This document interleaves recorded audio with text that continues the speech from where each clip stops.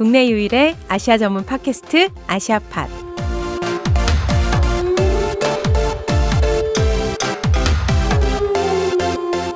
안녕하세요. 참여연대 국제연대위원회 신미지 간사입니다. 아시아 TMI 네팔 편 두 번째 시간입니다. 1편에 이어서 오영훈 서울대학교 비교문화연구소 연구원님과 김영종 연세대학교 국제관계학과 교수님 모셨습니다. 안녕하세요. 안녕하세요. 다시 뵙게 돼서 반갑습니다. 네팔에 대해 들을 얘기가 아직 많이 남았습니다. 바로 이야기 들어가 볼게요. 오영훈 선생님 2021년 11월에 따끈따끈한 작년이죠. 11월에 따끈따끈한 단행본을 발표하셨는데요. 제목이 셰르파 히말라야 등반가라는 책이에요. 1편에서도 선생님이 셰르파 얘기를 조금 해주셨는데 이 책 얘기를 시작하면 좋겠습니다. 저는 이 책을 알기 전까지는 셰르파라는 그 이름이 등반을 히말라야를 등반하는 사람들을 돕는 사람의 직업이라고 생각했거든요. 근데 많은 분들이 그렇게 알고 있을 거예요. 저도 네. 그렇게 생각했어요. 네, 아니죠, 선생님. 예. 네. 아유, 일단 그 질문 자체가 네. 일단 화두가 되는 셈이고요. 네. 제 연구 이 책의 전체를 관통하는 질문인데요. 네. 그래서 이거를 지금 짧게 설명하기가 좀 그렇긴 한데 말씀드리면 셰르파라는 말 자체 네. 오래도록 그 종족을 지칭하는 이름이었습니다. 네. 1500년대 초에 티베트에서 그 전쟁이 일어났거든요. 이제 무슬림들이 서쪽에서 침략을 해오고 뭐 이런 일들이 있었어요. 그리고 내부에 권력 다툼이 있었고 이때 일부 티베트 피난민들이 히말라야를 넘어와서 에베레스트 산 남쪽 해발 3,000m 계곡에 때의 그 높이 계곡에 터를 잡고 살기 시작한 게 이들의 이제 선조로 추정이 되고요. 히말라야를 넘어왔군요, 티벳에서. 네. 네. 근데 잠깐 방금 그 부분에 대해서 말씀하시는데 히말라야를 넘어 해발 5,000m 고개를 넘나드는 것 자체는 너무 어려운 일이 아니요, 어려운 일이 어렵지 아니에요. 않아요? 어려운 일이 아니에요. 왜냐하면은 지금 우리 그게 어렵다고 생각하는 것은 지금 우리 도로 그 평지의 생활상에 그렇죠. 익숙한 우리 지금 현대인들의 관점이고 사실 우리 맞아. 조선 시대만 하더라도 평지를 쭉 가는 것 자체가 사실 어색한 개념이었어요. 항상 길이라는 것은 산을 넘어가는 거고 네팔의 고지도를 보면은 산으로 나 있는 그 길들이 많아요. 이게 이제 자동차 문화가 발달하면서 이것이 이제 저지대로 다 사람의 이동 통로가 내려오게 되거든요. 어쨌든 이제 서양에서 그 높은 산을 오르는 스포츠가 1700년대 말부터 이제 알프스를 중심으로 이제 생겨납니다. 영국이 이제 식민지로 삼고 있던 인도를 통해서 1800년대 중반부터는 히말라야로 진출을 하고요. 이제 영국인 산악인들은 이제 귀족적으로 현지인들을 수백 명씩 이제 고용해서 짐을 나르게 하고 텐트도 치게 하고 시중도 들게 하고 막 이렇게 네. 하면서 산을 오르거든요. 근데 1900년대 초에 우연히 셰르파족 이 고용이 몇 명이 고용됐는데 이 사람들이 다른 종족들 수많은 종족들 고용한 한 100여 명의 다른 종족들 사이에 비해서 유달리 쾌활하고 적극적이고 등산도 잘하고 체력도 좋고 그래서 이 사람들이 점차 고산 등반 가이드로 특화되기 시작했고요. 점점 이제 독점적으로 또 주체적으로 고산 등반 가이드 시장을 구축해서 2010년대부터는 아예 이제 셰르파들이 대규모 관광 대행사를 운영하면서 등산에는 초보자 외국인들을 수십 명씩 교육도 하고 또 도움도 주면서 에베레스트 같은 높은 산 정상까지 안내하고 제반 서비스를 해주는 독특한 산악 관광 서비스를 탄생시키게 됩니다. 그 부분에 대한 연구를 이제 제가 한 거고요. 네. 나아가 네팔만이 아니라 이제 인근 중국이나 파키스탄의 고산을 등반하려는 사람들도 이 셰르파들이 운영하는 원정 대행사에게 의뢰하는 식으로 이제 초고가적 산악 관광 사업을 시작하고 있는 정도예요. 이게 대단한 까닭은 소위 이제 정통 등반사라고 네. 하면은 특출난 이제 서구 산악인들이 나타나서 산악력 아주 어려운 산을 새로운 방식으로 올라가서 초인적인 능력을 보여줬다 하는 식으로 산악 역사를 진보시켜 나왔다가 하는 게 일반적인 서술 방식이거든요. 네. 하지만 이런 시각으로는 이 셰르파들이 주도하고 변화시켜 나가는 모습들을 부차적이거나 덜 중요하거나 아니면 자본주의에 물든 어떤 그런 기이한 형상이다 하는 기형적인 현상이다로 치부하게 될 뿐인데 이걸 엘리트주의적인 관점으로 본다면은 이 변해가는 모습을 제대로 포착하기 어렵다는 거죠. 근데 흥미롭게도 이제 셰르파라는 이름은 종족명만이 아니라 이제 말씀하신 것처럼 네. 고상등반 가이드 명칭으로도 현장에서 실제로 셰르파들에 의해서도 사용되고 있습니다. 왜 이제 셀파 몇 명 고용하냐. 그 고용되는 셀파들 중에는 10명이면 9명만 셰르파족이고 한 명은 또 셰르파족이 아닌 사람도 셀파 한 명 정도 이렇게 해요. 셀파로 다 통칭되는 거죠. 일반 명사로 이렇게 쌓이는 거죠. 왜 그럴까 하는 게 이제 제 질문 중에 하나였고요. 이런 것들을 이제 허용하는 방식으로 간단히 말해서 직업과 종족이 함께 가는 카스트 제도 형식을 이제 따른 건데요. 셰르파족은 셰르파 등반가다 이런 식으로. 그럼 이제 카스트 제도에 대해서 조금 아는 분들은 의문이 생길 수도 있을 텐데 왜냐하면 네. 카스트 제도는 힌두교의 한 속성이라고 사람들 그쵸. 대체로 알고 있을 텐데 셰르파족은 티베트에서 왔고 티베트 불교를 실제로 신봉을 하거든요. 카스트와는 관련이 없을 거라고요. 실제로 이제 이전에 많은 연구자들이나 관찰자들이 여행으로 아니면 여행으로 네팔을 방문하신 분들은 셰르파족들을 보면 이제 불심이 강해서 티베트 불교의 세계관이 이 사람이 있기 때문에 이 사람들은 뭐 티베트 관련한 종족이다 뭐 이런 식으로만 이해를 하고 말했거든요. 네네. 이렇게 본다면은 이 사람들의 실제 생활 세계를 충분히 포착하지 못하는 데서 오는 이제 오류인 거라고 저는 보고 셰르파족이나 아니면 다른 티베트 불교를 신봉하는 다른 네팔인들은 어디까지나 이 네팔 근현대사 속에서 함께하는 네팔 국민이고 네팔 국민이라는 정체성이 상당히 이 사람들에게 중요하고 이들에게 가장 중요한 이웃은 외국인이 아니라 다른 네팔 종족들이거든요. 그래서 한 번은 이제 제 셰르파 친구가 저랑 같이 산에서 이렇게 걸어가는데 이런 즉흥 시를 지어서 흥얼거린 적이 있어요. 라인은 짐지고 구르카는 군대 가고 셰르파는 산에 가요. 이런 식으로 즉흥 시를 지는데 잘 이게 저는 아주 흥미로웠습니다. 왜냐하면 일단 기본적으로 카스트적인 종족과 직업의 1:1 대응을 기본 모티브로 하는 시인 셈인데요. 이 흥미로운 점은 라이족이라는 종족은 힌두교도가 아니에요.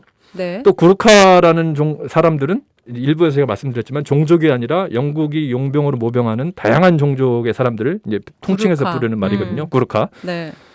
그 셰르파족도 등반 가이드를 하는 사람이 많긴 하지만은 주된 직업은 사실 농업이에요.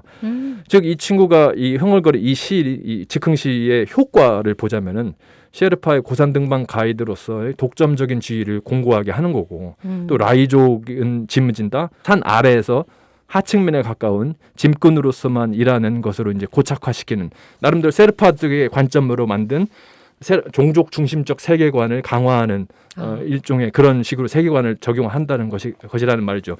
이런 식의 어떤 셰르파족은 히말라야 등반에서 어떤 그런 특수한 독점적인 지위를 가져간다 하는 것이 셰르파족 스스로 많이 활용이 되어 왔고 그럼으로써 네팔 내에서는 훨씬 돈을 많이 받거든요. 예를 들어서 네. 에베레스트 한번 3개월 동안 참가를 하면 한 4,000불 정도 받습니다. 이거는 네팔의 1인당 GDP가 한 1,300불 정도 되거든요. 엄청나게 큰 돈이죠. 예. 그래서 셰르파족은 날로 발전하는 이 네팔의 그 히말라야 산악 관광 산업에서 이제 부동의 독점적인 위치를 공고히 해 나가게 되었던 것이죠. 그렇다면 이 셰르파족은 좀 다른 특징이 있어요? 뭔가 셰르파는 어떤 사람들이에요? 일단 그 2021년 인구 조사에 따르면 셰르파족은 네팔에서 35번째로 많은 소수 민족이거든요. 네. 인구로 11만 명 정도 되고 이 네팔 전체의 0.41% 정도밖에 지나지 않습니다. 하지만 단연 네팔 종족 중에서는 세계에 잘 알려져 있고 네팔 내에서도 셰르파족을 일종의 홍보대사, 영웅적 존재라는 뭐 그런 식으로 네팔의 명예를 드높이는 종족이다. 뭐 이런 식으로 축해 세우는 분위기가 있어요. 일단 셰르파족이 어떤 사람들이냐?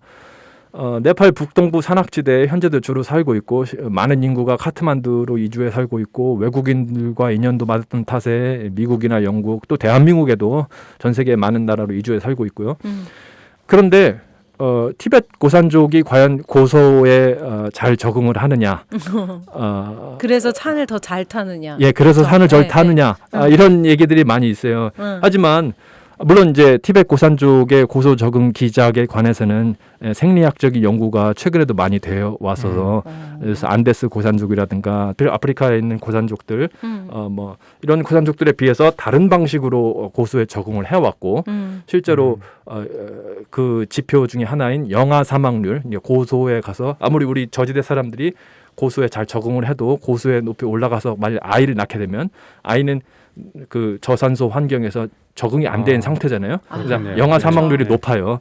근데 셰르파족이나 이 티베트 고산족들은 영아 사망률이 최고 낮습니다. 여러 세계 여러 고산족 유전적 중에서. 요인도 있나 보네요. 예, 유전적 요인이 있긴 있어요. 근데 그것이 뭐 그것도 여러 가지 기작이 있습니다. 예컨대 피 속의 헤모글로빈의 농도, 그리고 헤모글로빈이 산소를 전달하는 효율성, 또 흉곽의 크기라든가 이런 식의 다양한 생리학적 연구들이 진행이 되어 왔어요. 하지만 과연 그것이 히말라야 고산 등반을 잘하는 어떤 그 생리학적 자질이냐, 아니면 그럼으로써 히말라야 고산 등반을 잘하게 되었다 하는 것은 완전히 비하하기 너무 심하죠. 왜냐하면 티베트 고산족들은 상당히 종족이 많은데 그 중에 아주 제가 말씀드렸듯이 굉장히 적은 소수의 셰르파족이 특화돼서 나간 것은 굉장히 고도의 집단적인 어떤 그런 역사를 통했을 뿐이고, 제가 연구를 했던 그 네팔 북동부의 그 상코사바 지역이라는 곳에 있는 셰르파들은 1990년 초까지는 히말라야 등반에 한 번도 참가하지 않고 그냥 시골에서 사는, 그냥 시골 외진 곳에 사는 사람들이었어요. 그런데 네. 히말라야 등반에 이 사람, 왜냐하면 다른 지역에 사는 셰르파들은 다 아름아름해서 친족과 주변 친구들 해서 커서 아주 경제적인 성공을 거뒀는데 이 사람들 거두지 못했어요. 이 사람들 사이에서는 종족이라는 개념 자체는 중요하지 않았고 살고 있는 마을 정체성이 훨씬 더 중요했기 때문에 그 마을 이름을 따서 불리고 했어요. 셰르파라는 이름 자체는 중요하지 않고 셰르파라는 이름을 버리고 사는 사람도 많았어요. 네. 그러다가 1990년대에 히말라야 고산 등반 기회가 그 사람들한테도 찾아오고 인맥 관계를 통해서 본격적으로 참여하게 되면서 마을 전체가 셰르파족이라는 그 라스트 네임 성을 본격적으로 사용하기 시작해요. 그때부터 많은 사람들 정말. 그러니까 종족성이라는 개념은 사실 우리가 쉽게 생각할 때는 피 속을 타고 내려가는 개념이다. 그렇죠, 이게 있잖아요. 그렇죠. 이거는 아니라는 아니다. 거죠. 아니라는 거죠. 물론 이제 그런 부분이 유전을 따져가면 당연히 있긴 하겠죠. 근데 그 유전을 따져가는 이유가 과연 무엇이냐, 그런 것들 우리가 먼저 자문해야 될 것이고, 그리고 그런 것들을 이 셰르파들의 사례를 볼 때는 그런 것들, 이거 히말라야 고산 등반을 제대로 할 수 있는 사람은 셰르파라는 이름을, 라스트 네임을 제대로 가진 사람들만이 여기 참여할 수 있다. 우리가 다 연결된 사람들이다. 이런 것이라는 것이죠. 약간 만들어가는 것 같은 느낌도 말씀을 있는 듣다 거죠. 보니까 처음에 시작은 이렇게 선택되어진 거잖아요. 그렇죠. 근데 그 선택되는 거에서 보다 능동적으로 이 사람들이 전략적으로 접근하는 그런 모습도 보이는 거예요. 이런 부분들을 이제 서구의 엘리트주의적 등산의 어떤 이런 관점으로 보면은 보이지가 않아요. 셰르파들의 관점으로 이렇게 돌아가서 보게 되면은 이런 사람들이 어떻게, 그 셰르파들도 다 똑같지가 않거든요. 출신 지역이 다 달라서 거기에 권력과 암투와 이런 것들이 있고 경제 상황을, 외국인들과 관계를 자기 조정하는 이런 관계들도 있고 그래서 셰르파들이 만들어 나가는 거라는 겁니다. 그러니까 히말라야 등반을 이끌어가는 사람들은 언론에 나오는 어떤 유명 산악인도 있지만은 그 안에서 이렇게 시장을 만들어가고 정부 정책까지 변화를 시키고 지금은 이제 입김을 불어넣어서 그 행정 규정도 막 바꾸고 막 이러거든요. 이런 것들을 봐야 된다는 거죠. 말씀을 듣다 보니까요, 셰르파족 내에서도 이렇게 직업적인 분화 이런 것들이 역할의 분화가 굉장히 다양하게 펼쳐질 것 같거든요. 처음에 이제 짐을 운반하는 굉장히 힘든 그런 일을 지금도 물론 하겠지만 그 과정에서 또 이제 또 그걸 모집하고 뭐 운영하고 이제 그래서 더 그쵸. 다양한 층위들이 생길 것 같다는 생각이 드는데요. 네, 그리고 그것도 재미있는 질문입니다. 제 책에는 그런 것들을 자세히 설명한 부분이 있어요. 왜냐하면 역사가 120년, 셰르파들이 참가한 지가 120년 정도 됐는데 일단 그 노동 분업이라고 해야 되겠죠. 노동 분업을 좀 더 세분화하는 방식으로 히말라야 등반이 이렇게 세분화되면서 발달을 해왔고 셰르파들은 거기서 일부 지위를 독점적으로 가져나가기 시작했습니다. 그리고 그것이 종족의 기준이 거기에 이제 명확하게 삽입이 되었고요. 그래서 예를 들면은 셰르파들이 제일 처음에 있었던 거 1920년대 에베레스트를 처음으로 시도했던 영국 원정대에서 셀파들은 투쟁을 했어요. 우리는 베이스 캠프에 도착하기 전까지는 짐 안 지겠다. 베이스 캠프에 도착한 다음부터만 짐을 지겠다. 그리고 그 다음부터는 일당을 2배로 달라. 이거 셀파들이 정치를 싸워서 이겨낸 겁니다. 얻어낸 거예요. 그렇게 됐고, 그리고 1930년대, 40년대 다 조금씩 있어요. 예를 들어서 뭐 우리는 단순히 짐만 올라가는 게 짐만 지는 게 아니라 가서 우리 정상 가는데도 우리를 포함시켜줘라. 정상 우리도 올라가야 되겠다. 이걸 해서 싸워서 이겨내고 정상적으로 선발이 됐고요. 그때 다른 정상적으로 선발이 되지 못한 다른 대원들은 엄청 화가 났죠. 셀파를 보냈는데 나는 왜 못 가냐. 근데 그렇게 해서 셀파들의 권위가 올라갔어요. 또 셀파 조직 내에서도 언어가 그 사람들 셀파어를 쓰잖아요. 그러니까 그 셀파 조직이 따로 있어요. 원정대 전체에서. 이 셀파 조직 내에서도 사다라는 직책을 가진 사람이 있어요. 이 사람을 미리 지정을 해요. 원정대가 현지에 도착하기 전에. 사다는 미리 자기 원정대에 포함할 10명 이 셀파들을 자기가 아는 사람 위주로 다 선발을 해놔요. 꾸려요. 네. 그러면 이제 그 사람을 중심으로 한 권력 관계가 셀파 사회에서도 생길 거 아니에요. 우리나라의 십장 같은 건가 봐요. 예. 그리고 이제 거기에 고용된 사람들은 이제 말 그대로 이제 10분의 1 뭐 이 정도씩 나중에 다 돈을 줘야 돼요. 예. 뭐 이런 식으로 그리고 나중에는 점점 더 정상을 가는데 그 결정을 뭐 오늘 말고 내일 갑시다 하는 것들은 셀파들이 하게 되고요. 이제 실제적인 가이드 노릇을 하게 되는 거죠. 등반에 관련된 중요한 중요한 내용들을 결정하는 위치에 올라서게 된 게 1950년대부터 있었던 일입니다.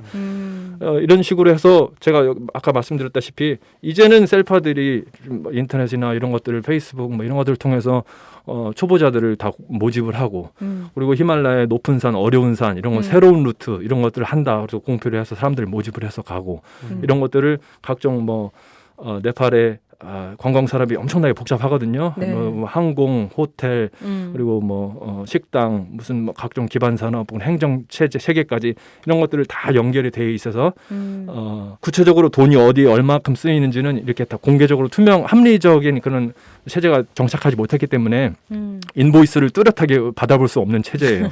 그렇기 때문에 이 사람들은 그런 것들을 하면서 착착착착 돈을 다 깎아가지고 굉장히 저렴한 가격으로 이렇게 딱 만들어 놓고 이제 서구 사람들이 운영하는 대행사들은 그렇게까지 싸게는 못해요.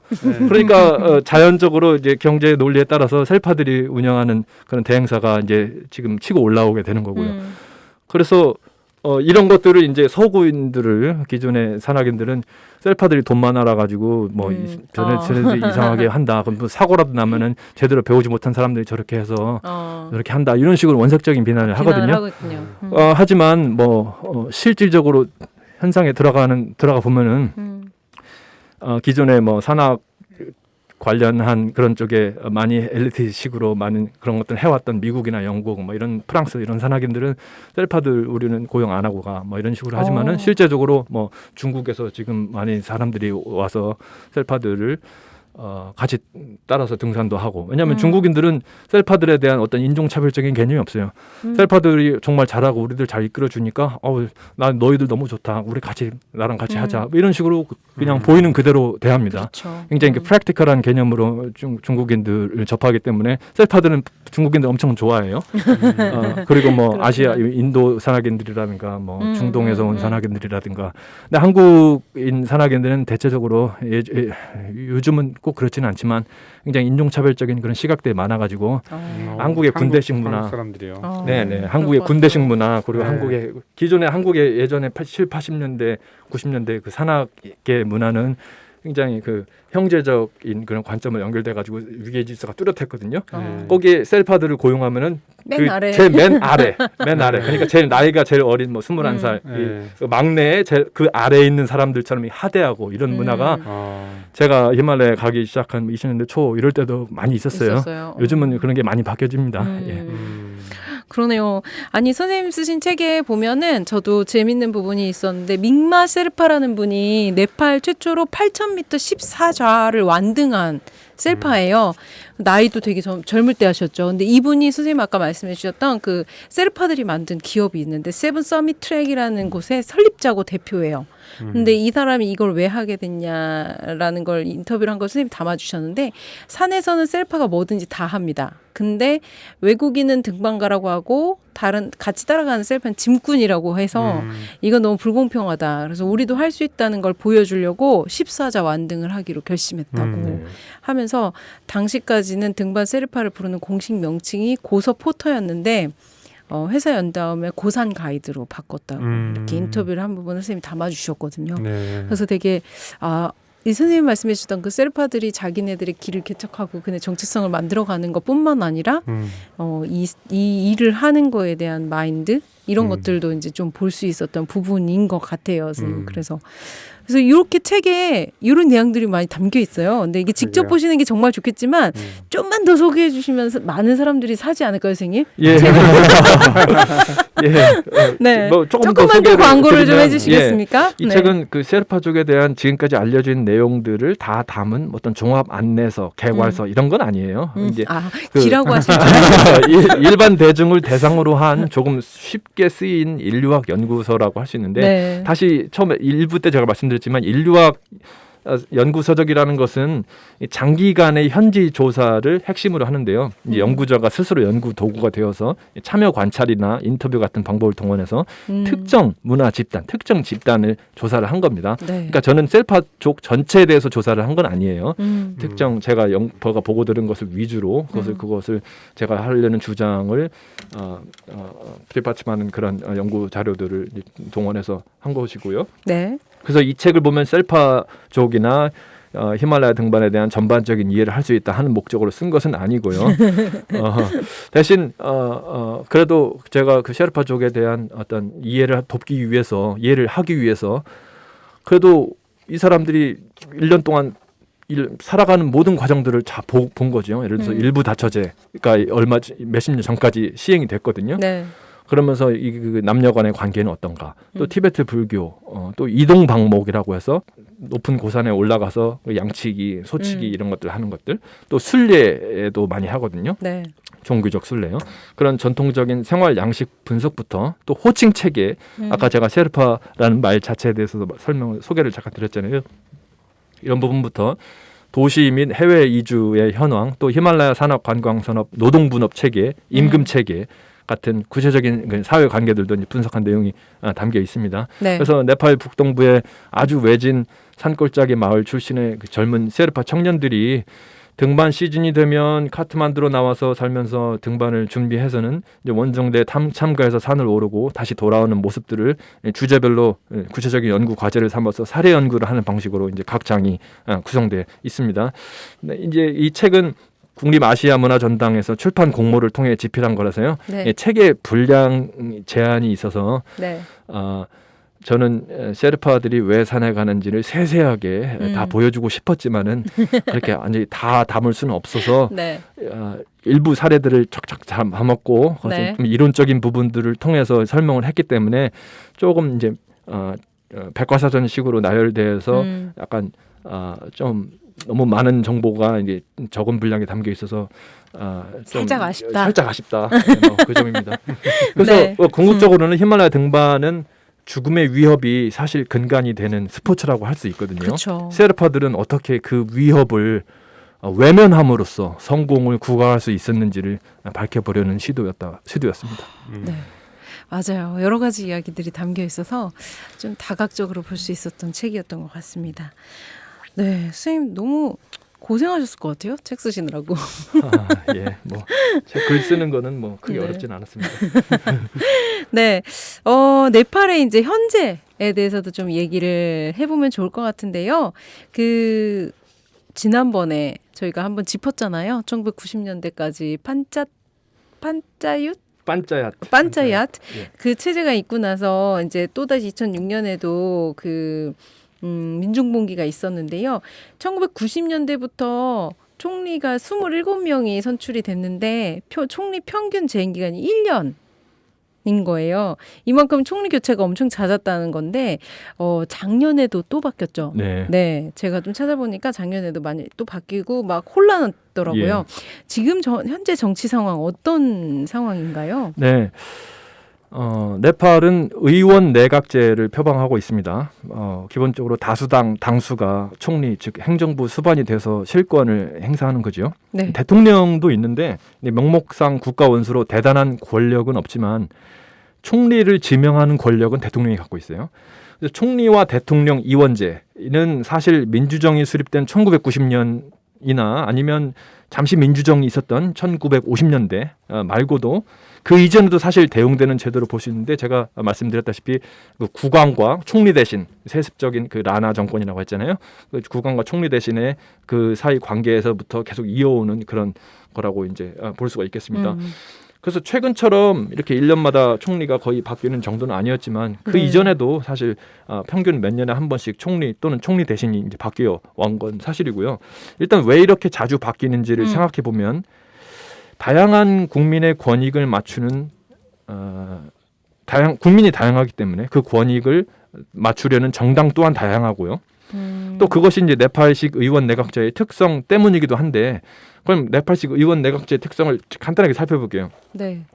총리는 의회에서 신임 투표를 거쳐서 신임 재신임 투표가 있잖아요. 그런 과반을 넘지 못하면 실권을 해요. 그러니까 의회가 자기를 지지하는 사람이 50% 이하가 되면 실권을 하는 거예요. 근데 네. 그런 경우가 굉장히 많았던 거죠, 지금까지.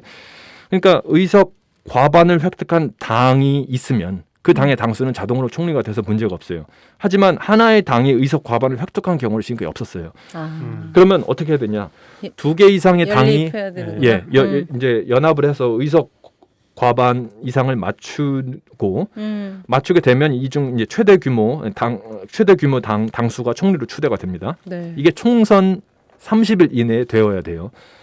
이게 만일 이제 그 연정이 되지 못하면 그냥 다수당 당수가 예를 들어서 100석이 있는데 30석을 얻은 당이 20 당보다 많다. 그래서 다수당 당수가 30당의 당수가 총리가 추대되는데 이 역시 30일 이내에 의석 과반의 신임을 받아야 돼요.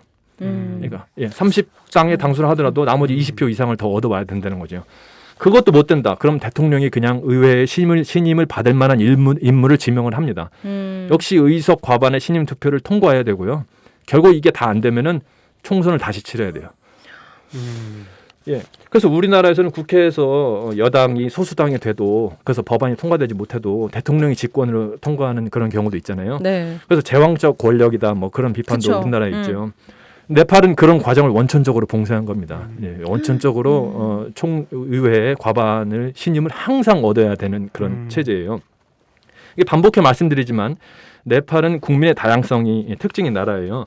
연방제는 그런 상황에서 역사의 선택이었던 셈이고 연방제 그리고 의원 내각제요. 네. 역사의 선택이었던 셈이고 총리가 의회의 과반 이상의 신임을 항상 받아야 한다는 체제는 어찌 보면은 과거 라나 정권의 유물이자 또 현재 다양성으로 인한 국가 해체의 위협을 유동적으로 받아들여서 이것을 극복해 나가는 체제라고 뭐 저는 그렇게 볼 수 있을 것 같아요. 한편 그 네팔에도 이제 극우 세력이 고개를 들고 있는데요. 현재 인도에서 그 모디 수상을 필두로 한 힌두 민족주의의 그 보수 우익인 인도 인민당이라고 합니다. 장기 집권을 하고 있잖아요. 이제 거기에 영향을 많이 받은 당이 이제 네팔의 국가민주당이라고 있습니다. 네팔어로 라스트라야 프라자탄트라 파티라는 국가민주당인데요. 쉽게 말하면 국교를 힌두교로 하는 체제로 돌아가자 하는 모토의 그 힌두 보수당인데요.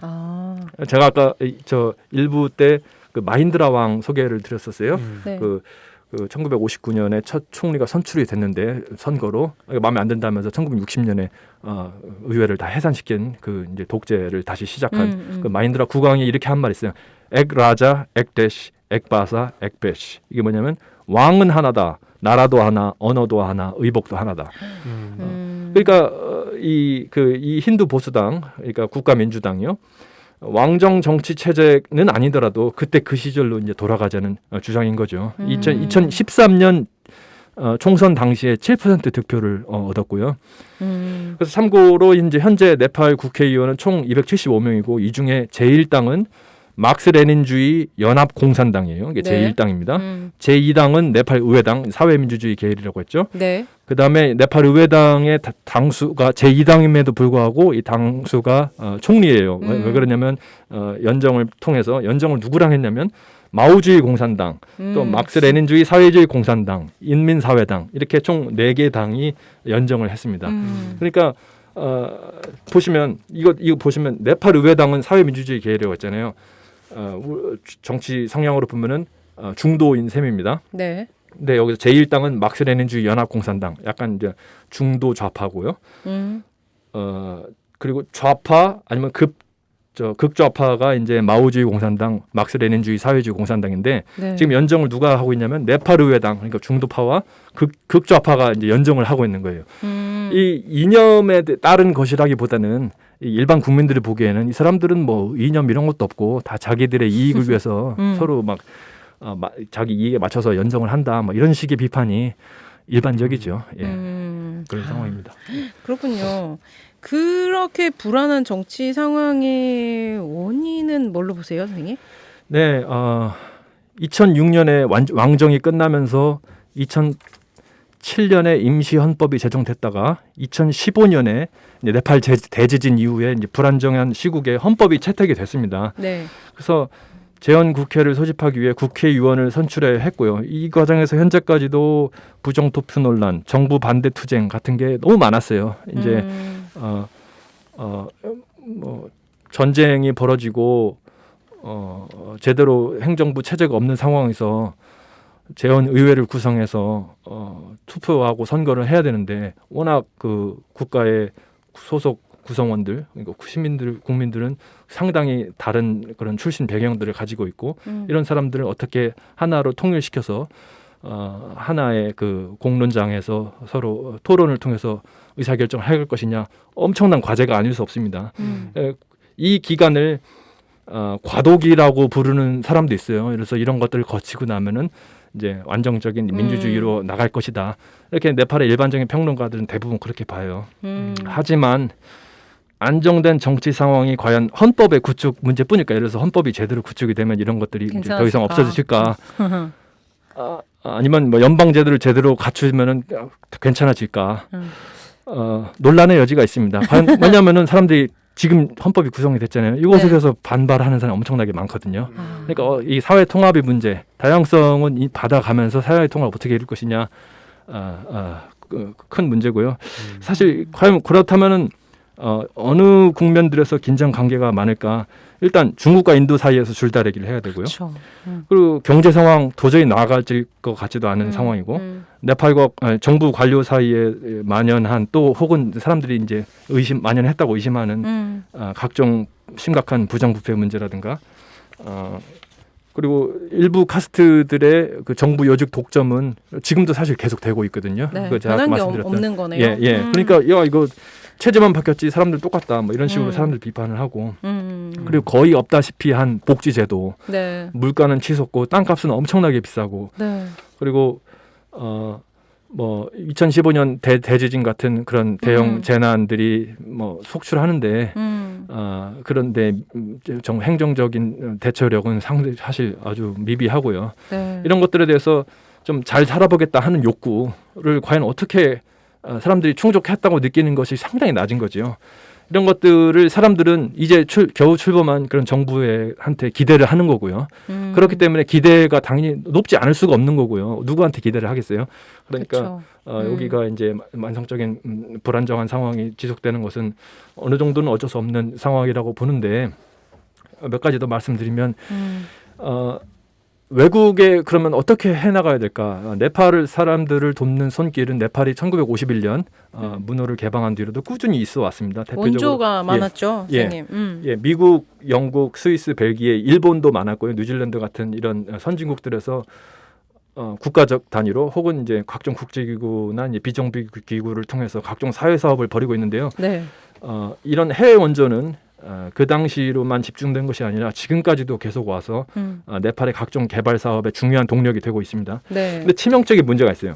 바로 그럼으로써 그런 해외 원조를 받아들이고 계속 가져감으로써 네팔 정부와 주민의 어떤 자생적인 생존력이 도외시되거나 때로는 저하되기까지 해왔다는 점, 많은 부분 사람들이 비판을 하고 있거든요. 네. 예를 들면 이제 2015년 네팔 대지진 때 네. 참사가 있고 이제 한참 지난 뒤에서 네팔 정부는 모든 해외 원조는 총리실을 통해서만 할 수 있다, 이런 식으로 고지를 발표합니다. 그 전에는 따로따로 다 들어갔었는데 따로따로 다 들어가다가 네. 갑자기 이제 정부가 나타나서 하는 말이 다 우리를 통해서 해라 하니까 얼마나 사람들이 코웃음을 친 거죠. 네. 실제로 그리고 나중에 가서 실제로 총리실로 신고된 해외 원조는 극히 일부에 불과했습니다. 이 딜레마인 상황인 거예요. 급한 게 있으니 먼저 일단 우리가 가서 급한 불 꺼줘야 되느냐, 아니면 정부의 힘을 실어주고 키워주기 위해서라도 좀 느리고 소통이 안 되지만 네팔 정부를 통해야 되느냐. 맞아요. 제가 네. 제가 2014년에 조사한 바로는 네팔에 등록된 비정비 기구만 4천여 개 정도였거든요. 2014년에. 네. 네팔인들 사이에서는 이런 비정비 기구 활동 같은 것들을 오히려 이제 밥벌이로 생각하는 사람들이 많이 있어요. 그런 식으로 이제 비판적인 시각이 있다는 거죠, 일반적으로. 즉 유력한 외국인과 연주를 만들어 놓고 각종 원조를 자기네 마을, 자기네 사람 혹은 적어도 이제 자기가 생각하는 가장 시급한 일에 도움을 주도록 이제 연결을 하는 거지요. 그런 식의 비판이 있다는 거죠. 실제로 어떻게 되는지는 이제 구체적인 것들은 또 다른 문제일 테지만 이런 과정에서 이제 네팔의 정부 시스템은 여전히 부정부패다, 자기네 카스트끼리 해먹는다 식의 이제 오명만 누적이 되는 거고요. 그래서 이런 딜레마를 파악할 뿐만 아니라 이제 해결하기 위한 가장 큰 노력을 기울이는 단체는 유엔입니다. 물론 유엔의 사업에 대해서도 비판은 많이 있는데. 이제 한 예로 이제 2015년 임시헌법을 대체하는 제대로 된 헌법을 만들어질 수 있었던 것은 유엔의 공이 그래도 제일 커요. 헌법을 만들려면 국회를 소집해야 되고 국회의원을 즉 정당하게 선출해야 되는데 제가 2010년, 13년, 2014년 네팔에 체류할 때 이제 각종 시위와 폭력 사태로 뉴스에 연일 그런 것들이 보도가 됐거든요. 그때 이제 선거 기간에 유엔에서 행정 인력 3,000명을 파견해서 공정한 선거가 이루어지도록 이제 돕는 그런 과정이 있었고요. 네. 이제 생각을 해보세요. 네팔을 돕는다 하면 머릿속에 이제 뭐가 떠오릅니까? 지진 같은 거 났을 때 구호한다? 예. 그럼 일반적인 말로 교육기관 설립이라든가 예. 뭐 의료기관, 학교 지어주는 아니면 거. 물자, 예. 뭐 이런 거. 예, 실질적으로 우리나라에서 네팔을 상시적으로 돕는 이런 단체들이 하는 것은 뭐 학교 지어주기, 건물 지어주기, 또 뭐 아니면 뭐 개별적으로 개인들이나 조그만 뭐 무슨 조직들에서 산악회라든가 이런 데서 도서관 지어주기, 뭐 맞아요. 결시가동 그거 돕기, 많이 본것 같아요. 신발 사주기 뭐 이런 것들을 하는데 선교단체도 있어요. 예. 이거 사실 굉장히 좀 피상적인 부분이라고 물론 그 도움이 안 되고 굉장히 도움이 안 되는 게 아니라 도움이 되는 거지만은 궁극적인 문제는 그런 것보다도 유엔이 하는 이런 활동이 오히려 더 항구적이고 실질적인 의미에서 도움이 되는 것이 아닌가. 이제 즉 스스로 일어설 수 있도록 그것도 이제 개인이 아닌 어떤 마을 공동체, 종족 공동체, 나아가서 국가 전체가 이 원활한 민주주의를 이루어 갈 수 있는 그런 과정이 필요하다는 거겠죠. 그래서 1990년이 이제 기점인데 민주 정치가 시작됐으니까요. 현재까지 이제 30년을 돌아보면은 이제 많은 피는 흘렸지만은 왕권과 권위주의는 종식이 됐고 네. 적어도 정치 분야에서는 실질적으로 작동하는 민주주의로 가는 큰 줄기를 제대로 타고 가고 있다. 이렇게 평가할 수 있을 것 같습니다. 네.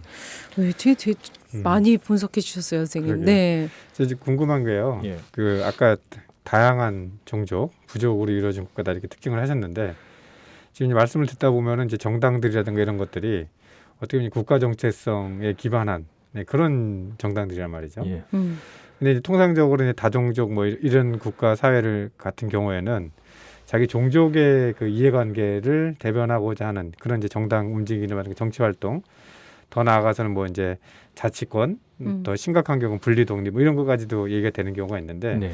지금 이제 티베트 같은 경우는 의외로 그런 그 다양성 속에서 국가 정체성이라는 그 틀 자체가 예. 이미 형성된 것이 아닌가 이렇게 생각이 들거든요. 예.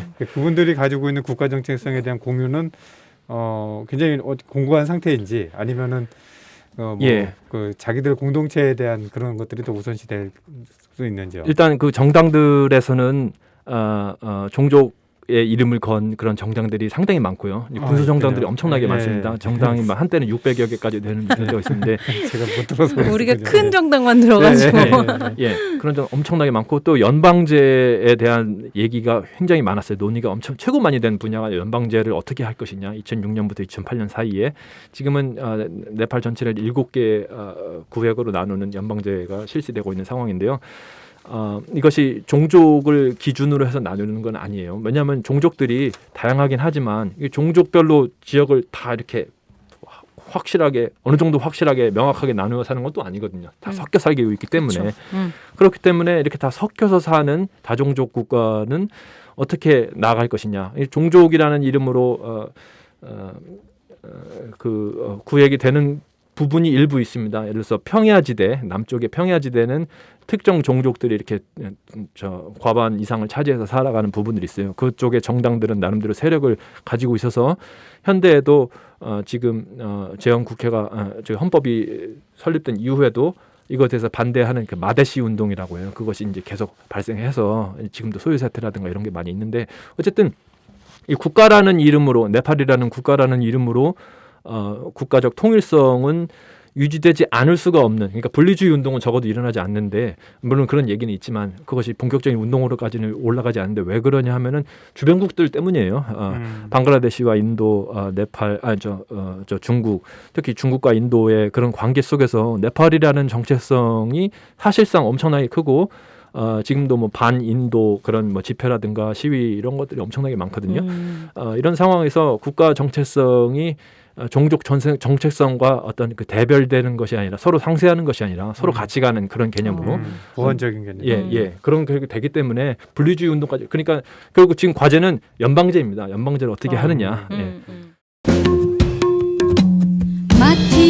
माथि सैलुङ्गेमा चौरी डुलाउनेलाई माथि सैलुङ्गेमा चौरी डुलाउनेलाई हत्केलामा मायाको गुराँस फुलाउनेलाई भन्दिनु है भन्दिनु मेरो चुल्ठो खाली छ उनको यो मनै जाली छ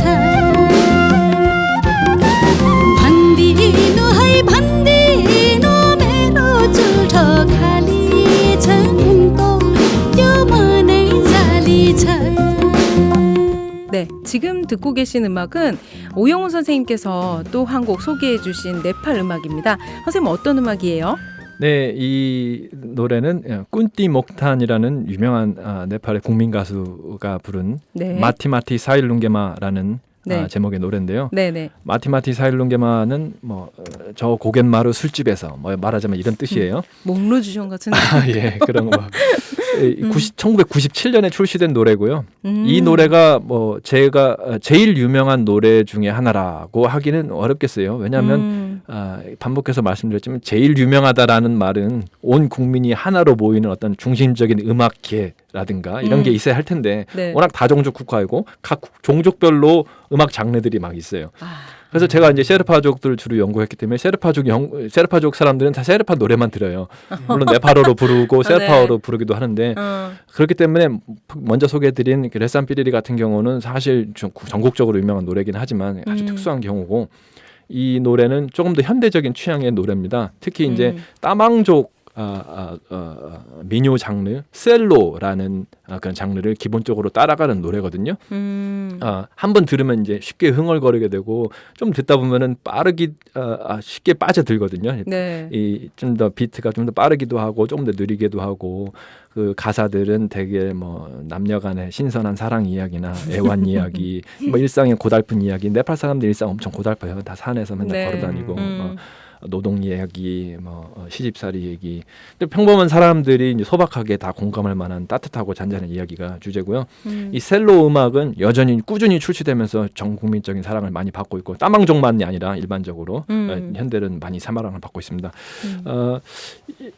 이 90년대 학창 시절을 보냈던 네팔 사람이라면은 이 꾼띠 목탄 노래들이 여러 가지 더 있거든요. 네. 이 노래에 맞춰서 사람들이 단체로 춤추는 그런 것들이 많은데 이런 기억들이 있을 만한 아주 추억까지 할 정도로 그렇게 오래된 노래는 아니고 현대에도 꽤 인기가 있는 그런 노래입니다. 네, 한번 그럼 빠져들어 보시죠. भन्दिनु है भन्दिनु मेरो जोबन थाती छ उनको त्यो मनै जाली छ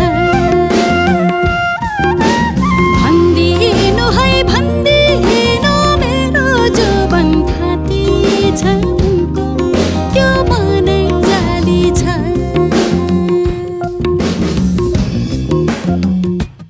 네. 선생님이 앞서서 좀 짚어주시긴 했는데 네팔이 사실 중국과 인도에 쌓여 있잖아요. 아무래도 두 강대국의 눈치를 많이 볼 수밖에 없을 것 같은데 왜 제 마음이 짠하죠? 우리나라 같은 느낌이라서 그런가? 네, 중국 인도와의 관계 어떻게 설정하고 어떻게 외교를 펼치고 있는지 좀 궁금합니다, 선생님. 네. 네팔은 두바이 사이에 낀 고구마다. 어머. 이런 표현이네. 어이구, 답답해. 고구마. 이 말은 1700년대 중반에 그 네팔을 건국한 프리트비 나라얀 샤, 이 지금 네팔 건국의 아버지 샤 왕조. 샤왕이 네, 한 샤 말이에요. 왕님이 말씀하신 거구나. 고구마는 아니고 얌인데 얌. 이제 두바이 사이에 낀 얌이다. 줄다리기 외교는 네팔의 지정학적 숙명이었던 거죠. 수백 년 동안. 일단 중국과 인도 두 나라 사이의 관계는 대체로 냉랭하고 서로 조심하는 사이예요. 네. 실제로 가장 최근의 전투가 1962년에 국경에서 최근에 전투가 있었습니다. 서로가 이제 네팔을 넘보지는 않았어요. 왜냐하면 중국은 티베트를 점령한 것을 인도가 눈 감아주는 대가로 또 인도가 히말라야 남쪽에서 네팔을 속국처럼 여기며 이제 관리하고 있는 걸 봐주고 있던 상황이 이제 대체로 20세기 중반부터 최근까지 이어진 국면입니다. 그리고 인도와 중국 둘 다 네팔이 민주정부를 수립하는 것에는 크게 찬성하거나 반대하지도 않았어요. 인도 네팔 둘 다 원하지 않는 것은 뭐냐면 혼란에 빠지는 것만 원하지 않았어요. 혼란에 빠지면 뭐 그냥 관리하는 차원이죠. 네팔은 이제 내륙국이에요. 네. 히말라야를 빼면 사실상 인도에 둘러싸여 있는 셈이죠. 네. 근데 인도는 마음만 먹으면 국경을 봉쇄할 수 있어요. 예컨대 그 1989년에 네팔이 중국으로부터 이 대공포, 그러니까 항공기를 공격할 수 있는 무기를 구입하니까 2년 동안 인도가 네팔 공격을 봉쇄한 적이 있었습니다. 그러니까 기름, 식량, 뭐 각종 공산품 등등 무역이 전면 통제됐죠. 네팔 내에서는 그런 생산할 수 있는 시설이 없으니까요. 네. 그래서 네팔 내에서는 선거 때만 되면 정치인 중에는 반인도 구호를 인도에 반대한다 외치를 구호는 사례 많고 시민 일반 정서도 인도에 대해서 반감이 꽤 높은 편인데 하지만 인도는 끄떡도 없습니다. 인도의 CIA라고 할 수 있는 조직이 RAW가 있거든요. 네. 네팔 정치인 대상으로 로비를 벌이는 게 사실 공공연한 비밀이에요. 그래서 최근 중국 자본이 네팔 안으로 들어온 것들이 많거든요. 수소발전소 건설 사업도 그중에 일부인데 사업 몇 개가 철회된 과정의 배경에는 이제 인도의 RAW 소행이라는 추측도 뭐 공공연하게 이제 돌아다니고 있습니다. 그래서 이제 그 지금 현대에 특히 주목되는 것이 철도 건설이거든요. 네. 네팔의 카트만두를 중심으로 북쪽 히말라야 경계와 중국의 자본을 들여와서 철도를 카트만두까지 잇겠다. 그리고 또 반대는 인도 쪽에서는 남쪽 국경에서부터 카트만두까지 철도를 잇겠다. 네. 한 150여 킬로, 200킬로 정도 되는 구간이거든요. 그래서 북쪽은 중국인, 남쪽은 인도가 이렇게 철도를 건설하겠다는 어떤 초대형 프로젝트를 2010년대 초반에 앞다퉈서 둘이 합니다. 네. 이것이 이제 원래 사업은 이제 중국 쪽 철도 사업이 더 빠른 2012년에 협약이 먼저 있었고요. 네. 시진핑 중국 국가 주석이 방문하기도 했었거든요, 네팔을. 그때 이제 좀 더 확약을 갖고 또 네팔 제2의 도시라고 할 수 있는 포카라에도 국제 공항이 지금 공사가 많이 거의 다 진행이 됐는데 이것도 중국 자본으로 건설을 한 것이고요. 아무튼 이 철도가 완공이 되면은 카트만두가 남북으로 철도가 완공이 되고 이것이 중국과 인도가 또 연결되는 아주 대대적인 국면을 맞게 되는 거죠. 엄청 큰 사업이겠네요, 선생님. 그래서 중국과 인도는 네팔로부터 바위에 낀 고구마 그 이상을 바라는 게 절대 아니에요. 안정된 나라가 돼서 각자가 진출할 수 있는 어떤 교두보 이런 걸로 생각을 하는 거죠. 그럼 네팔은 어떨까요? 네. 이 네팔은 바위에 낀 고구마로 만족할까요? 만족하지 않습니다. 그렇죠. 안 하는 사람들이 많아요. 그래서 바위에 낀 다이너마이트가 되기를 원하는 사람들도 있어요. 물론 중국과 인도에서는 절대로 원하는 바가 아니죠. 제가 2013년에 네팔에 있을 때 카트만두에 있을 때 사프 챔피언십이라고 있어요. 축구 경기대 남아시아 8개국이 참가하는 매년 하는 그런 아주 뭐 남아시아권에서는 상당히 최고의 축구 대회인데 그게 카트만두에서 열렸습니다. 제가 그 축구장에 구경하러 갔어요. 네팔하고 인도가 붙었습니다. 엄청 그 2002년 월드컵을 한일전이 한국에서 펼쳐졌다 이런 개념으로 엄청나게 열기가 뜨겁고 결과는 2대1 네팔 승리. 완전 난리가 났죠. 거기서 야 인도를 저렇게 싫어하나? 저는 그런 생각이 들 정도로 거기서 좀 확인하셨겠네요, 선생님. 그래서 진짜 네팔 사람들이 바라는 것 인도로부터 실질적인 도움을 지금도 받지만은 인도의 속국으로는 원하지 않는다. 이 사람들은 기회만 있으면은 다이너마이트가 되길 원한다 이런 생각을 저는 가지게 됐고 실질적으로 이 사람들이 한 것도 90년에서 독재를 종식을 하고 그리고 결과적으로 대의민주주의를 수립을 했잖아요. 네. 그래서 또 적어도 이제 두 강대국 사이에서 적어도 휘둘리지는 않는 국력을 갖는다는 것, 이것은 현실적인 꿈으로 네팔의 지식인들이 또 많이 얘기를 하고 신문에 보면 맨날 이제 그런 얘기들이 많이 나오고 있습니다. 그게 약간 하나의 목표가 되겠군요. 네네. 가운데서. 그리고 어떻게 엄청. 보면은 그 인도와 중국이라는 게 그 네. 비슷한 균형이 자연스럽게 형성되면서 그렇죠. 네팔로서는 그런 중립적이고 균형적인 외교라는 것이 굉장히 자연스러운 전략적 선택일 것 같아요. 동남아 많은 국가들도 네, 보통 딜레마에 그렇죠. 많이 네, 그렇죠. 예. 껴있죠. 예, 대부분이. 딜레마이기도 하고 음. 또 이제 딜레마적인 상황에서 보게 되면은 보통 이제 강대국 간의 그 힘의 그 균형 관계 그런 걸 이용해서 중립적인 외교, 그렇죠, 뭐 이제 그렇죠. 중립 외교, 실용 외교, 실용 외교. 뭐, 예, 뭐 이제 늘 그런 식의 하는. 그걸 많이 선택하게 되죠. 네, 와, 또 재미있는 부분이었던 것 같아요. 요런 부분 외에도 현재 네팔 사회가 갖고 있는 문제점이 또 있다면 선생님 좀 간단하게 짚어주시면 좋겠고, 근데 또 우리가 늘 문제점만 얘기할 수는 없잖아요. 반대로 이제 네팔이 가진 힘 혹은 네. 희망은 네. 또 뭔지 한번 짚어주시면 좋겠어요. 네. 문제점이라고 보자면은 너무도 많아서 뭐 그래서 간단하게 좀 살펴보겠습니다. 일단 경제가 가장 큰 문제죠. 네팔은 유엔이 평가한 최빈 개발도상국 중에 하나예요. 네. 이제 47개국이 있는데 이제 남아시아에서는 아프가니스탄, 파키스탄, 미얀마, 네팔 이렇게 4개국이 최빈 개발도상국입니다. 네. 이제 코로나 때문에 점점 그것을 벗어나는 게 요원해졌고요. 이제 2017년까지 제가 네팔에 있을 때도 그렇지만 2017년까지 단전 스케줄이라는 게 있었어요. 카트만두 단전 시내. 스케줄. 그러니까 전기. 전기를 하루에 뭐 심할 때는 하루에 4시간만 공급을 하고 이제 지역별로 동별로 이렇게 서로 나눠서요. 그게 이제 웬만한 식당이나 호텔 사무실 같은 데는 이제 자체 발전기를 보유해서 네. 전기가 나가면은 바로 이제 배터리를 통해서 발전기를 무드드드 돌리고 막 이렇게 해서 전력을 공급했죠. 근데 그것도 이제 석유 공급이 끊기면은 이제 뭐 초로 키는 수밖에 없는 거죠. 뭐 그렇게 했고 이게 이제 네팔에서 각종 개발 사업이 지금 아주 뜨겁습니다. 2010년대 이후로 수력 발전소가 기업 그 수저로 수백 개 건설 프로젝트가 있고요. 거기서 환경 피해 오염 문제가 네. 많이 지적이 되고 있고요. 거기에서 이제 인도와 중국에서 앞다투어서 그 자본을 유치해서 지금 하고 있고 또 세계 은행이라든가 이런 데서도 자본이 유치가 많이 되고 있고요. 그리고 네팔의 제1 산업이라면 농업입니다. 네. 네팔의 90% 정도가 농민이에요. GDP의 한 30% 이상을 차지하는데 사실 네팔이 그래도 농산물을 수입을 합니다. 왜냐하면 생산성이 낮아요. 그리고 재해가 많기 때문에 일단 그 생산량이 들쭉날쭉하기 때문에 인도에서부터 계속 수입을 하고 있고요.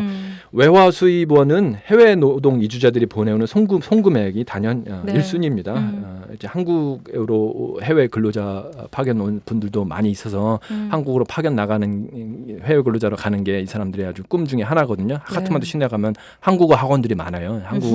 한국어 성적을 잘 받아야 여기에 5,000명 정도 선발을 했었는데 여기에 이제 통과를 할 수 있기 때문이죠. 하지만 이 사람들이 굉장히 지식인인데 한국에 오면은 처우가 굉장히 낮고 때로는 이렇게 아주 부정의한 이런 관행 때문에 자살률도 상당히 높다고 해서 네. 사회 문제로 네팔 내에서도 많이 지적이 되고 있습니다. 네. 이 부분들. 그리고 그래서 교육이 어떤 신분 상승의 길이다 이렇게 사람들이 믿고는 있지만은 사실 대학 교육을 받고 평범한 사람이 카트만두에서 기대할 수 있는 월급이 우리 돈 2-30만에 지나지 않아요. 근데 카트만두에서 방 2개 딸린 집 월세가 요즘 많이 올라서 30만 원 정도를 하거든요. 너무 비싸네요. 땅값이 너무 비쌉니다. 아주 깜짝 놀랄 정도로 비싸게 비싸요. 네. 그래서 과연 교육으로도 신분 상승의 길을 이루지 못하면 과연 어떻게 할 것인가? 지금 네팔의 경제가 꾸준히 발전을 하고 있긴 하지만은 각종 부정부패 암시장도 굉장히 많고요. 그러니까 세금을 피하는 그런 암시장이죠. 예를 들어서 제가 동충하초 조사를 갔을 때 산에서 동충하초를 중간 상인이 사가지고는 이거 그대로 갖고 내려가면 국립공원 감시했는데 세금을 내야 되거든요. 네. 10%를. 이걸 피하려고 헬기를 불러서 타고 가요. 카트만두로. 이러고 카트만두의 암시장도 대형 암시장도 있고. 이런 어떤 사기, 착취, 독점, 족벌주의 이런 것들이 너무 많아서 이런 것들을 빨리 튼튼한 정부가 규제를 펼치면서 이렇게 해야 되는 것이 큰 과제로 남아 있습니다. 네. 그런 문제들 플러스 요즘에 또 전 세계에 문제가 되고 있는 기후위기 그러니까 네팔에도 큰 영향을 줄 것 같은데요. 네. 맞아요, 선생님? 네, 아주 기후 변화는 지구적인 현상이잖아요. 하지만 영향은 지역별로 아주 큽니다. 극지방과 고산지대가 특히 영향을 많이 받거든요. 네. 이 히말라야 산맥인 네팔은 기후 변화에 취약한 나라 중 하나고요. 그쵸. 최근 50여 년 사이 평균 기온이 섭씨 2도 가까이 상승했어요. 이게 무슨 문제냐면 히말라야에는 산악 빙하가 15,000여 개 정도 있거든요. 근데 지난 수백 년 사이 히말라야 전역의 빙하가 40% 정도가 소실됐다고 합니다. 히말라야 산맥은 8개국 주변에 8개국 총 30억 인구 정도의 이제 수자원을 공급하는 세계 최대의 영향력이 있는 산맥입니다. 네. 이제 이 중에 네팔이 가장 히말라야 중심부에 있는 나라고요. 빙하가 녹아내리면 무슨 문제가 있냐? 관계 용수가 부족하니까 농업에 큰 지장을 주고요. 또 빙하 자리가 있던 자리에 빙하가 없어지면서 큰 홍수가 생겨요. 퇴적지대에. 이게 홍수의 국이 약하기 때문에 이게 뭐 지진이라든가 아니면 뭐 산사태라든가 이런 네. 걸로 이렇게 갑자기 터질 수가 있어요. 그럼 밑에서 하류에 사는 사람들의 어떤 갑자기 그 빙하호 홍수라고 합니다. 네. 생존권이 이게 빙하호 홍수가 빙하호 홍수 위험이 있는 빙하호가 약 5천여 개로 집계가 되고 있어요. 엄청 많네. 또 기후 변화로 생태계가 영향을 많이 받으면서 뭐 모기라든가 그쵸. 그리고 이제 모기가 날아오는 고도가 점점 높아지는 거죠. 예를 들어서 각종 전염병이라든가 이런 것들이 늘어나고 우리 도시에서 사는 사람들은 이런 걸 피부로 잘 못 느끼잖아요. 맞아요. 근데 이렇게 좀 저개발 국가에서는 그런 자연재해라든가 이런 것들의 영향이 훨씬 큽니다. 맞아요. 그리고 기후 변화로 인한 극심한 기후 현상, 그러니까 뭐 폭우라든가 태풍, 사이클론 이런 것들 때문에 홍수 및 산사태로 목숨을 잃는 사람도 네팔에 해마다 수백 명이에요. 엄청나게 이런 것들의 그 자연재해, 빈곤과 자연재해는 상관관계가 굉장히 높아요. 그쵸. 이게 단순히 한 국가의 어떤 그 사람들 집단 사이에서만 그런 것이 아니라 국가별로도 그것이 뚜렷합니다. 유엔이 지정하는 11개 국가가 있어요. 그게 아프리카 사하라 사막 북부에 있는 나라들 그리고 남아시아에 있는 나라들 네팔이 그중에 하나고요. 그러니까 재난이 반복이 되는 거죠. 네. 그리고 그 빈곤하기 때문에 재생력이 떨어지고. 줄어들고요. 네. 악순환되는 예. 거죠. 희망적인 부분도 있어요. 네, 네팔이 다행이에요, 전 선생님. 세계적으로 이제 기다렸어요. 기다렸어요. 주목받는 부분이 음. 숲이나 산을 관리하는 이런 체계인데요. 이건 오히려 네팔이 중앙 집권적인 행정력이 약하기 때문이라고도 볼 수 있는 그 자생적인 방식인데 마을이 주체가 되어서 산의 숲에서 나오는 자원을 이 사람들이 경제적으로 이용을 하고 그것을 지속 가능한 방식으로 꾸준히 활용을 하는 거죠. 예를 들어서 외지인들이 나와서 벌목을 못하게 한다든가 마을 주민들도 적당히 필요한 만큼만 채취를 하고 그것을 다음에 쓸 수 있게끔 이렇게 관리를 한다든가 이런 것들이 성공적인 사례로 지속 가능 그러니까 이용자가 보전을 또 책임을 하게 하는 이런 식의 왜냐하면 그 이용자와 보전자 주체가 서로 나눠져 있거든요. 대부분의 선진국에서 네. 그것을 하나로 묶어주는 선진적인 사례로 네팔의 3분의 1 정도의 숲이 3분의 2 정도의 숲이 마을 주체가 관리 주체가 돼서 숲을 성공적으로 보존하고 있다고 합니다. 특이하게 또 그런 그러네. 부분이 있어요. 예. 동충하초는 좀 예외가 아닌가요? 그럼 아까 동충하초도 그런 식의 사례들이 제가 연구했던 네팔 동부 히말라야 산악지대에서 있었는데 사실 이게 그렇게 마을 단위의 어떤 관리 체제로 성공적으로 나아가기 위해서는 여러 가지 시행착오를 거쳐야 됩니다. 동충하초는 그러지 못한 경우가 더 많았어요. 왜냐하면 이게 마치 복권이나 어떤 보물찾기처럼 사람들이 대거 몰려가서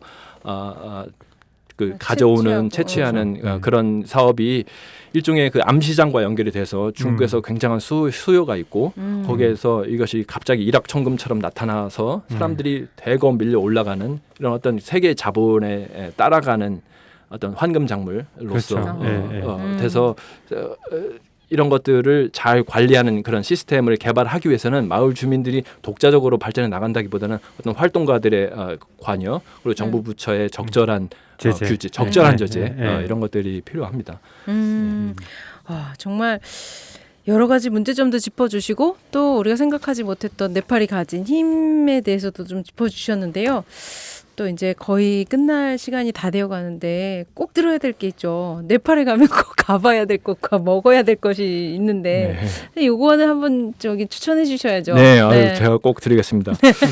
일단 배가 고플 때 배가 아주 고파 보신 적 있으시잖아요. 그럼요. 그 느낌 어떻게 묘사하시겠어요? 배가 떡 달라붙었다 막 이런 거. 예. 제가 시골에서 조사할 때 양치기 음막 방목지를 따라갔던 적이 있어요. 저도 등산 꽤나 했던 사람이라서 야, 이 세르팔 청년들 나도 뭐 따라가게 되는데 너무 힘들더라고. 이 사람들 너무 체력이 좋고. 그런데 너무 배고팠어요. 너무 배고팠어요. 그런데 그 허기가 어디로 전달이 되냐면 손끝으로 오는 거예요. 손끝으로. 막 떨리는 거요, 네. 선생님? 왜냐하면 시골에서는 밥을 손으로 먹거든요. 아. 그러니까 음식은 입으로만 먹는 게 아니라 손으로 먹는다. 그 따뜻한 밥을 손으로 조물락조물락 하는 그 느낌 이것 때문에 그게 너무 막 그려지시는 군침이 거야. 입으로 나는 게 아니라 손끝으로 손으로. 난다는 거죠. 야, 다른 밥이 느낌이네. 이 생리학적인 현상이라는 것이 문화와 이런 식의 관계가 있구나 하는 것을 이제 체험할 수 있는 기회였고. 손에 땀이 난 건가요? 아니죠. 손으로 군침을 액체 없는 물. 그래서 제가 권한 먹어볼 음식은 네팔의 가장 기본적인 주식 달밭. 말하자면 우리말로 백반이라고 생각하시면 돼요. 네. 특히 이게 시골에서는 되게 손으로 먹는데요. 물론 외국인이라면 숟가락도 옵션으로 주는데 저는 손을 씻고 현지인들 한 듯이 이렇게 먹어보기를 권하고 네. 싶습니다. 손맛이 네. 있죠. 손맛이요. 예, 손맛. 네. 그리고 꼭 좀 가봐야 된다. 제가 히말라야 산을 올라가긴 좀 힘들 것 같고요, 선생님. 그래도 트레킹도 가죠, 선생님 요즘에. 예, 가봐야 할 곳은 네팔에는 너무 그 관광지가 많아서 딱 하나 꼽기는 정말 어렵고요. 카트만두 시내만 해도 유네스코 문화유산 유적지라든가 아니면 또 트레킹. 부처님 태어나신 곳도 있잖아요. 예, 그 룸비니라는 곳으로 이제 버스를 타고 한참 가야 되는데 제가 권하고 싶은 것은 특정 장소보다도 네. 장거리 시외 버스, 특히 야간 버스를 가능하면 타보시라고 권하고 싶어요. 사실 외국인으로서는 특히 야간 시외 버스는 탈 기회는 사실 거의 없거든요. 왜냐하면 야간 버스를 탈 거리면 사실 국내선 항공이 다 있어서 항공편이 그런 것들을 다 타거든요. 하지만 현지인들은 항공권이 비싸기 때문에 야간 버스를 주로 이용해서 밤새도록 가는 거죠. 야간 버스 타면은 엄청나게 힘들어요. 왜냐하면 좌석이 불편해서 허리가 너무 아파서 밤새도록 잠을 조금밖에 못 잡니다. 그래서 생각을 많이 하게 돼요. 몇 시간 정도 걸리나요? 뭐 거리에 따라 다르죠. 뭐 저녁 때 출발하면은 아침에 도착하고 뭐 이런 식입니다. 선생님이 약간 고행시키려고 하시는 거 아니, 같은데. 와 이렇게 사는구나. 하면 네팔인들 사는 모습을 눈으로 또 몸으로 이렇게 체험하는 좋은 기회입니다. 뭐 여행을 그 목적으로 가는 거 아니겠습니까? 버스 안에 환경은 열악하지 않아요? 화장실은 세워줍니다. 세워서 간단하게 이렇게 뭐 군것질할 거리도 팔고요 밤에. 저는 말레이시아에서 야간 버스를 타봤는데요. 말씀하신 것처럼 저녁 때 타가 아침에 도착하는데 너무 추웠어요. 버스가요? 버스 안이 너무 추운데 저는 혼자 반팔 입고 탔는데 사람들은 출발하면서 다 두꺼운 옷을 꺼내서 입더라고요. 그래서 모르시고 그냥 반팔만 입고 타셨던구나. 밤버스 갑자기 또 생각이 났습니다. 네. 네팔로 이제 만약에 코로나가 끝나면 여행을 가시게 되면 꼭 한번 그 야간 버스도 한번 타보시고 카트만두에만에도 있는 되게 유명한 유적지들도 꼭 가시고 또 달밭도 손으로 한번 드셔보시고. 달밭은 주로 재료가 어떤 거죠? 다른 이제 쌀밥하고 이 그 렌즈콩 국이 조그맣게 나오고요. 그리고 이제 따르끓이라고 야채 혹은 고기를 이렇게 커리로 양념한 것이 이렇게 한 접시에 나옵니다. 이제 그거를 이렇게 손으로 버무려서 먹는 건데 요점은 그것을 이제 먹는 것뿐만 아니라 밥을 다 먹고 한 번 더 자동적으로 갖다 줘요. 사람들이 그 서빙하는 사람이 밥통에다 국자를 주걱을 해가지고 밥 더 줄까 이렇게 해요. 그래서 항상 사람들 다 2번씩 먹어요. 리필을 해서 그게 저는 너무 좋더라고요. 약간 인도식 생각하면 되겠네요. 그렇죠. 근데 인도랑 좀 다른 점은 이 그 커리의 세기가 약하다. 그러네요. 왠지 또 군침이 선생님 지금 손가락에 군침이 돌고 계신 거죠? 요즘은 숟가락으로 밥을 많이 먹었어요. 오늘 너무 좋은 말씀 많이 해주셨는데요. 선생님 이제 셰르파 연구 또 말고 또 다른 연구 계획이 있으세요?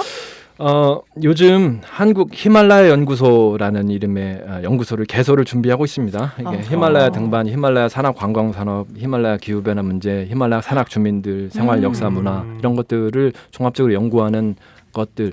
우리나라에서는 뭐 거의 인기가 없거나 관심이 바뀔 거라고 생각하지만은 이런 부분을 해야 되겠다. 중요할 것 같아요. 생각하고 그렇습니다. 에베레스트산 다시 가실 거예요? 지금 둘째 한 살 한 달? 그 영국의 유명한 시인이죠. T.S. 엘리엇이 한 얘기가 있습니다. 네. 우리는 탐험을 멈추지 않을 것이다. 그 모든 탐험 끝에는 처음 시작한 곳으로 되돌아올 것이다. 그리고 이곳이 어떤 곳이었는지 처음으로 알게 될 것이다. 라는 말을 한 적이 있어요. 네. 제가 어렸을 때는 그 위험한 고산 등반은 20대 때까지만 하고 나머지의 여생은 그것들을 경험을 녹여내는 과정으로 생각하면서 살아야 되겠다. 이런 생각한 적이 있거든요. 네. 하지만 어느 정도는 그렇게 됐어요, 실제로. 왜냐하면 원정이나 고상 등반을 많이 하고 체험을 많이 했어요. 근데 지금 깨달은 것은 체험이라는 것은 마치 그렇게 재산처럼 차곡차곡 쌓아두는 게 아니더라고요. 네. 체험의 생명력 중에 하나는 그 생생함에 있다는 것. 현재. 예, 지금 현재의 생생함.